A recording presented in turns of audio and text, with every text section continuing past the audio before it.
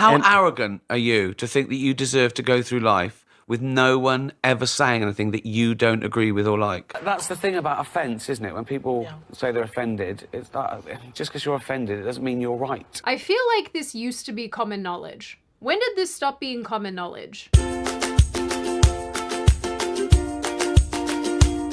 Hi, my name is Sydney. Welcome back to hell. Now get on my bus, baby birds, because we are taking a field trip out of hell to go and see things that don't make me want to throw myself into the sea. I am positive some of you are shocked and appalled to learn that I don't hate everything. I know, it's crazy.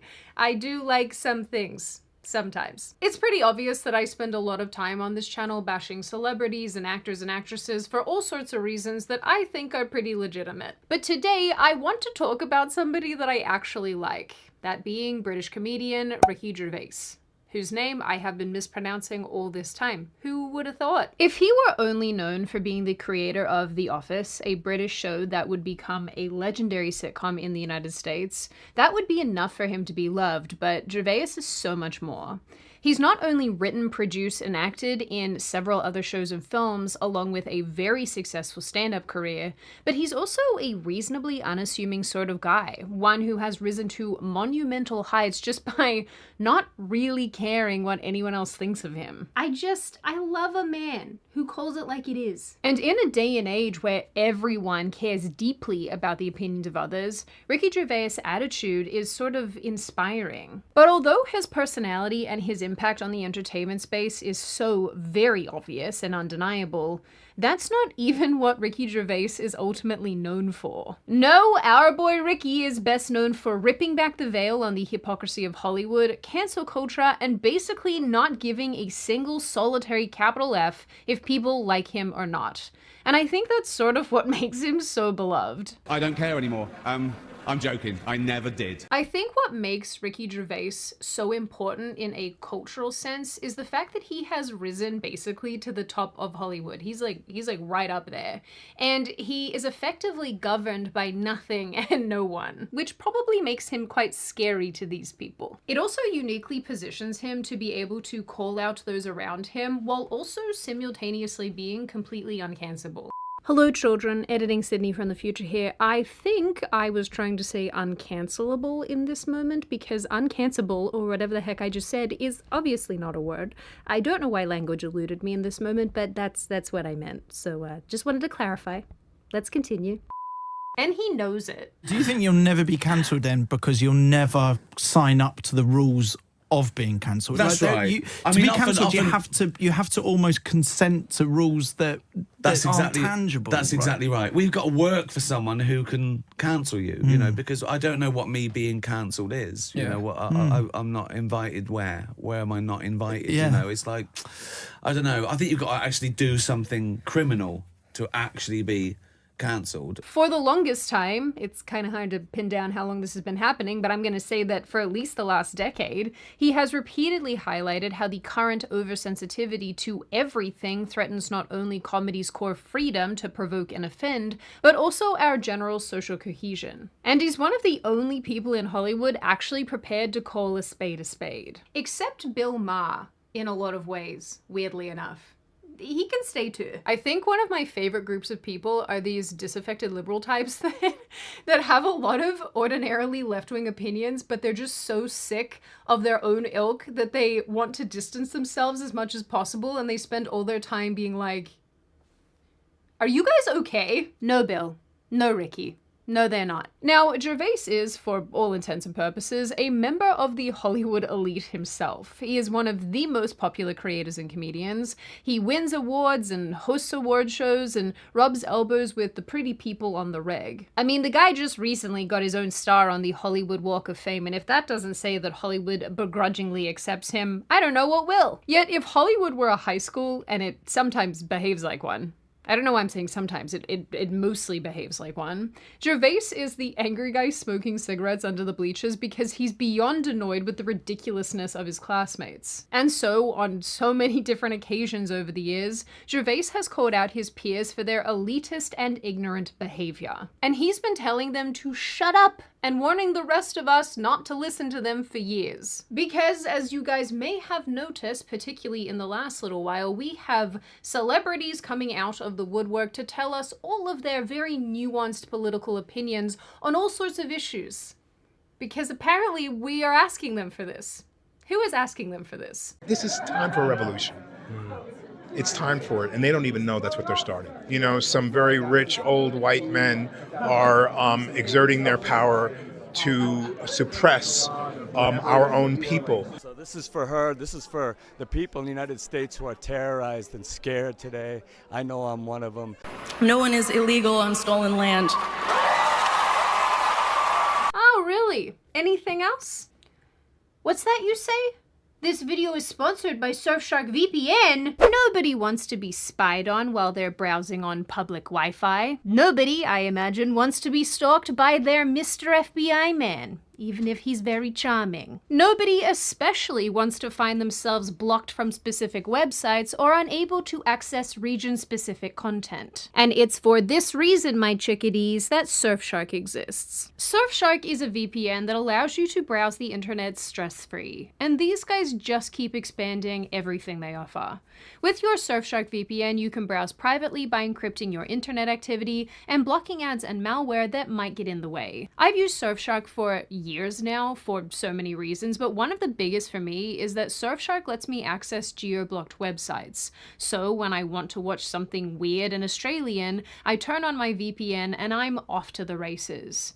You can do this too if you want to access shows in different countries or Netflix in different countries, or even try your luck browsing for a cheaper airfare. I'm a big fan of Surfshark's other features too, like its 24/7 customer service, and that they let you use your subscription from as many devices as you like. That's very kind of them. And if you feel that you want a little bit of extra protection, Surfshark also offers an antivirus service, so you can keep your device safe at all times. So my little love bugs, if you are finally ready to hide from your FBI man, surf the web without any issues, and access geo-blocked websites as well as a bunch of other features that Surfshark VPN offers, then click the link in the description or go to surfshark.com/Sydney. And use code Sydney at checkout to get 4 extra months of Surfshark VPN.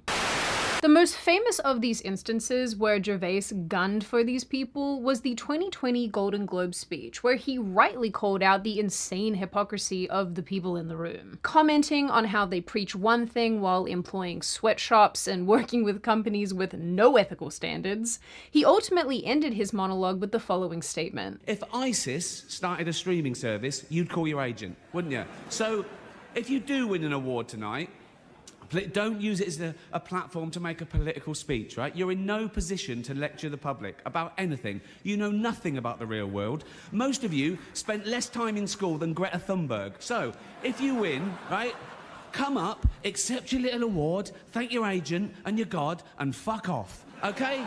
It's so funny because the energy and the vibe of this monologue is so different to the ones that he'd done in years gone by, because if you guys can remember, if you can cast your minds back, 2020 was really when the wokeness and the progressivism was just strangling culture. It was so ingrained in culture, and I feel like Ricky Gervais is all of us here just being like, I need you guys to shut up. In this moment, we are all Ricky Gervais. It makes me feel physically ill to think about the fact that 2020 was 6 years ago.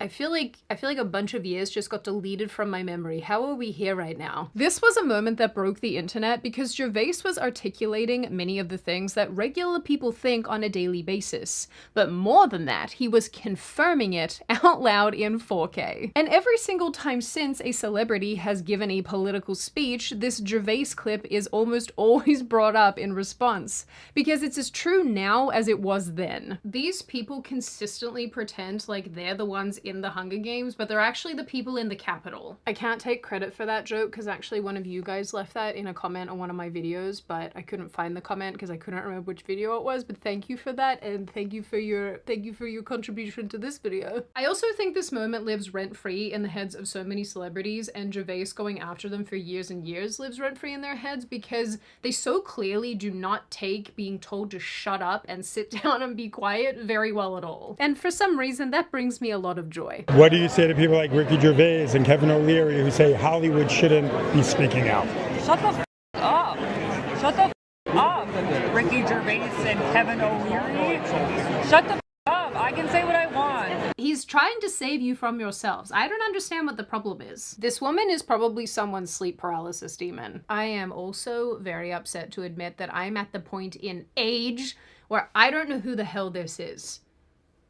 Who are you? Why are you famous? But with this said, Ricky Gervais has absolutely not stopped his assault on all of these clowns. Even recently, with relation to celebrities popping off about ICE, Gervais offered them the best advice that he possibly could in the situation, telling them to once again shut up. In this post, he shared a photo of his own quote from the Golden Globes and wrote, "They're still not listening." Yeah, Ricky, they're not. Because they need to keep preaching to the rest of us from the top of Mount Bullshit. Actually, on this point, in earlier 2025, Gervais tweeted as if he was once again hosting the Golden Globes, something he actually did for years and years before his blow-up at Hollywood in 2020. In these tweets, he took aim at a bunch of people in Hollywood, but the ones that I found notable was him calling out Hollywood's PDF file ring, if you know what I mean, and Diddy being a predator. He went after sexual abusers in Hollywood and basically them turning a blind eye to it again at the end of 2025 during his ceremony at the Hollywood Walk of Fame. My God, this guy's timing. Thank you so much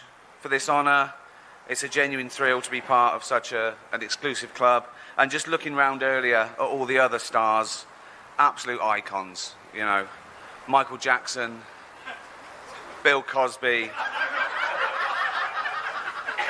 Fatty Arbuckle. For those of you who don't know the context of this joke, all of these men were accused of sexual harassment or sexual assault, and I am pretty sure that Bill Cosby actually went to prison for this. You guys will have to correct me in the comments.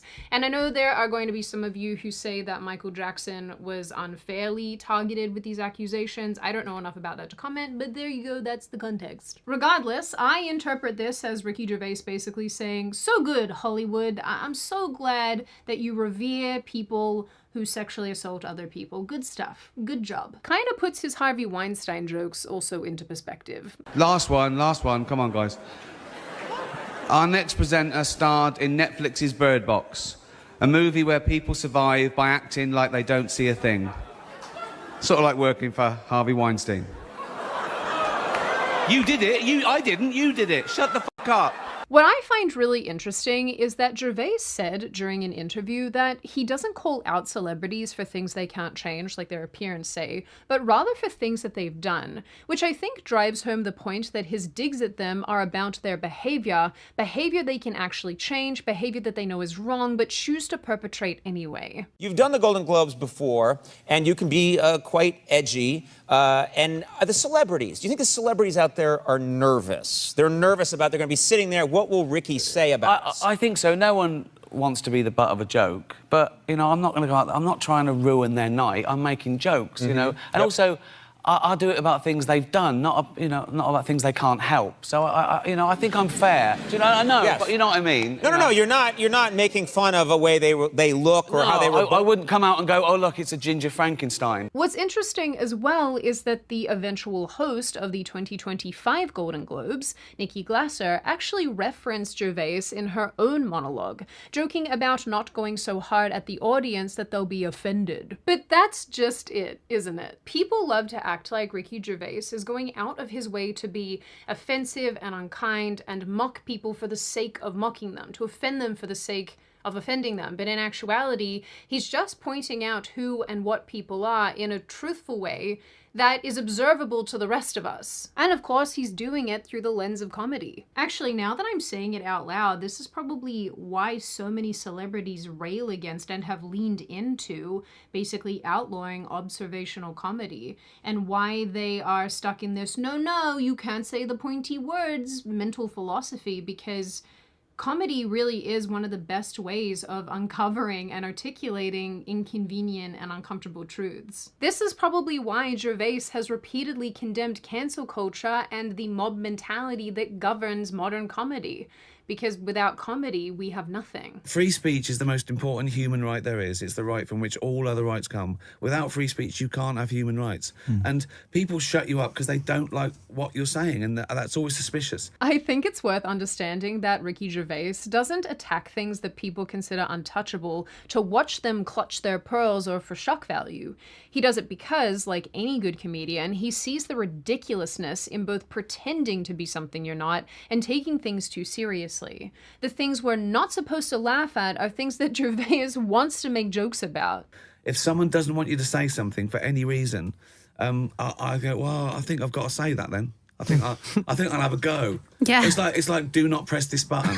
You gotta press the button. Yeah. Always press the button. Good. Like I told all of you, this guy just doesn't care. Where other people are running away from the button, Ricky Gervais is like, give it to me, let me press it. I'm sure many of you too have seen those mock underground subway, oh god, what do they call the London thing? Tube. The Tube posters that Ricky Gervais has posted as part of promotional material for his vodka brand. The one that popped off the most that I saw a ton online says, "Welcome to London, don't forget your stab vest," which probably hits a little bit too close to home for a ton of people in the UK right now. This obviously made people go insane. But why? Because it's truth couched with humor? Or recently there was a big discussion happening online about Islam and dogs, which I'm not going to get into because it's honestly way too hard to explain. Hopefully the headline that I've put on the screen right now gives you some sort of indication. But the bottom line here was that people were offended that dogs would be kept outside to appease this religion rather than, you know, having dogs live inside as we normally would. In response to this, Gervais weighed in, both tweeting a photo with his dog, or with a dog, and posting another mock underground poster that said, "If you don't like dogs, you can F off." It was actually him posting that first dog image that made me want to make this video, because in that moment when I first saw it, I just thought, this guy really does not care. And honestly, that is a vibe that I would love to emulate. He also has a tendency to say the things that many of us are thinking. But in the year of our Lord 2026, people really struggle still with the idea of being offended and hearing things you might not like and getting upset over pointy words. And how that doesn't change that people should still be able to say what they want to say. But as Ricky Gervais has been saying all this time, this is an absurd way to live. And simply because you're offended, that doesn't mean you're right. Well, yeah, well, that's the thing about offence, isn't it? When people say they're offended, it's that, just because you're offended, it doesn't mean you're right, you know? It's... offence is about feelings, and feelings are personal. Some people are offended by equality. So what? You know, so you can't second guess people. If you try and please everyone, you'll please no one. People come up and they say, "Oh, I was offended by that joke." And, my first reaction is, I don't care. Like, that doesn't mean anything. You're telling me how you feel. What I want to say, why? And I'll explain to them. I'm willing to explain to them why the joke isn't offensive. I'm not one of the people that think, I'm going to say what I want, I'm going to be as offensive, and then go, fuck you, as a joke. I'm willing to explain why it's not offensive. That often offence comes when people mistake the subject of a joke with the actual target, and they're not necessarily the same, particularly if you deal in taboo subjects, which I do, because I want to go there, because I want to take the audience by the hand and take them through a scary forest. Do you know what I mean? I like the discomfort of expressing and talking about really uncomfortable things. Pushing the envelope is why Ricky Gervais has given us so much comedy that strikes right at the heart of woke culture and cancel culture. And frankly, he was doing this while other comedians were shying away from the conflict. We're coming out of a phase now that feels like a bit of sunlight. It's been weird for the last 10 years as a comedian, going, Will that get me cancelled? Can I say that? Is that okay now? Do people know I'm a, oh God, things are changing. That thing I said a year ago, will that be? And now I think we're coming out of that because I think they pushed too hard and now people are over it. So yes. They complained about things that didn't deserve being complained about. And I've thought about this as well, like 20 years ago when I started, if I got a nice email from someone saying, oh, I didn't appreciate that, I'd look into it. I'd go, oh, why didn't you like it? Now someone says, I'm offended. I go, yeah, I know. We all are. Don't worry about it. In an August 2020 interview with Metro, he said that it's everyone's right to not watch a comedian if you don't like them. But trying to get someone fired because you don't like their opinion is basically insane. And Gervais has repeatedly articulated his thoughts on this, arguing that the fear of offense basically stifles creativity when it comes to comedy. He has suggested that his landmark show, The Office, as well as others, would have faced insurmountable hurdles today due to the outrage mobs who take things out of context.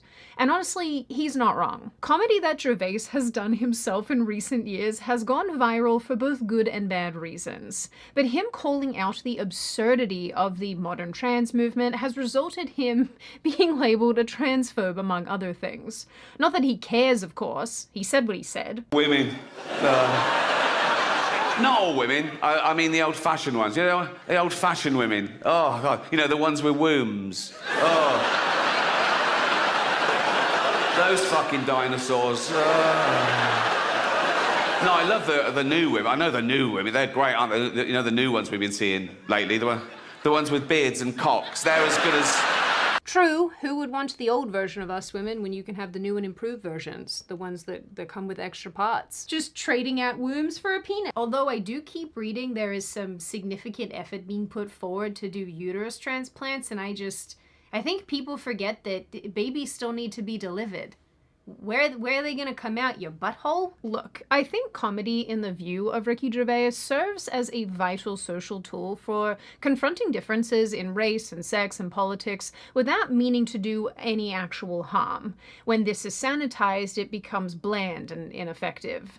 And the sacred cows, the ideas and people we aren't supposed to criticize or mock, are known to exert insane amounts of power and influence over people because of this absence of mockery, I would say. I mean, how else do you convince an entire population to go along with drag for kids or men competing alongside women in sports? So when people like Ricky Gervais come along and rip the virtue signalers to shreds, it makes the social burdens we put on ourselves a little bit lighter. And this used to be the purpose of comedy. It's not always polite. But I do think it's necessary, especially when you consider just how much our speech and actions and whatnot are controlled by small groups of people with specific agendas and even corporations and politicians and whatnot. That's part of why I think Ricky Gervais is so important. He's sort of like a doctor of civilization. He comes in with his comedy penicillin and injects it into culture, and then people give him shiny awards for doing that. He's helping with the infection that is progressivism by making it collectively cry and hopefully go back into its cave. But none of this is to say that this is a person who is incapable of taking things seriously. One of my favorite things about Ricky Gervais is that he demonstrates what can be produced when someone isn't afraid of offending people and saying everything right all of the time. His Netflix comedy specials are irreverent and funny and offensive, depending on who you are, because they go to places that we're not allowed to joke about anymore. But beyond how successful these specials have been, these stand-up specials have been, he has this show called Afterlife, and it is one of the better things that Netflix has actually produced, because Gervais took the topic of death and grief and built something meaningful around it. The show centers around a man who lost his wife to cancer and is so devastated that he is prepared to end it all, but he's ultimately kept alive by the love for and of his dog. Like his dog loves him. Who cares for him in turn? The dog and its unconditional love are part of the true heroes of the show, but it also delves into how he navigates the grief and how he meets other people in this journey that he's on. This actually sort of explains his response to Islamists talking about making dogs illegal. I get it now, Ricky. I get it. Afterlife is quite honestly better than anything most of these crybaby celebrities have put out in recent years, because it touches on a subject that actually affects us all, but not in a way that feels inauthentic and lame, in a way that's relatable and funny. And yeah, I don't know, if you haven't seen it, you absolutely should watch it. I think it handles this topic in a way that's both funny and tragic and relatable. And to be fair, he did warn us that we would see a drop-off in decent entertainment being produced if progressivism started to stifle people and what they could and couldn't create. And I think he was pretty right about that. Like I mentioned, Ricky Gervais is honestly a bit of a badass because he just doesn't care if he's liked, he doesn't care if he offends anybody, and he doesn't really seem to be afraid of anything. And as Gervais has said himself, offending people is sometimes a good thing because it makes them think. I mean, the important thing for me is that no one has to laugh. In fact, I embrace the gasps as much as the laughs, because that means they were listening. And one thing he definitely doesn't believe is that everyone else should shut up because you might take offense. How arrogant are you to think that you deserve to go through life with no one ever saying anything that you don't agree with or like? I think the magic of someone like Ricky Gervais is that he knows he's going to make people mad with the things that he says, but he ultimately isn't worried about backlash because as long as he tells the truth on a long enough timeline, he'll ultimately be proven right. And again, to reiterate, the purpose here isn't to make people mad or to offend them. I'm sure the shock is fun, but I'm also sure that's probably not the end game. It's more about conscious thought and actual engagement from the listener. By the listener. For me personally, I think one of the reasons why Ricky Gervais is so well liked and also so well disliked by certain groups of people and people with certain opinions and belief systems is because he's very willing to call it like it is. And in our current cultural environment, in the current culture that we've cultivated, this is something that is very lacking and has been lacking in recent times. And I think on top of that, this is a person who is completely fine potentially sacrificing his position and what he has in order to call out those around him and expose their insane and grotesque behavior. So in the end, I do think that we will see in short order comedy basically being made great again and an end to the hypersensitivity around it, or at least people won't mind so much being offended or hearing things that they don't like. But I do think that it's worth noting and worth saying that Ricky Gervais has been leading that charge and trying to make this happen for years. Now on that note, and before I open the floor to all of you, this is just a reminder, check out Surfshark using the link in the description. I have never used another VPN. I have always had Surfshark. I'm a big fan of what they do, and actually they're really nice people behind the scenes, which is nice as well. So if you are looking for a new VPN or you'd like to get one completely, you never had one before, absolutely check them out. Now I open the floor to all of you. What do you all think? Are you a fan of Ricky Gervais? Do you think that he's funny? Do you like his comedy? Do you like what he has to say? Are you somebody who thinks he's probably kind of insufferable and actually he's really not your cup of tea? Are you in the middle? You never heard of this guy? You're kind of indifferent. You don't really care. You're not really a comedy person. What do you think of his 2020 Golden Globe speech? Do you think that it was fair that he was taking stabs at Hollywood? Do you think his comments were unreasonable? Do you think that they were actually incredibly fair and we should have more of this happening? What do you think of all the comments that he's made around cancel culture and the way that we deal with comedy and offense and whatnot? Are they fair? Are they unfair? And what do you generally make of this issue overall? As always, if you have made it this far in the video, congratulations. I always like having you along for the full ride. If you are new here and you're not subscribed already and you would like to see more of me and more of this kind of content, feel free to subscribe to the channel, as well as leaving this video a like and a comment, because I do read the majority of them and I like hearing your feedback. And apparently when I do read them, I then just quote you in my videos, but then forget who you are. I'm so sorry. Like I always say, I hope you little chickadee people stay safe and well and make good choices, and I will see your pretty little faces in the next video.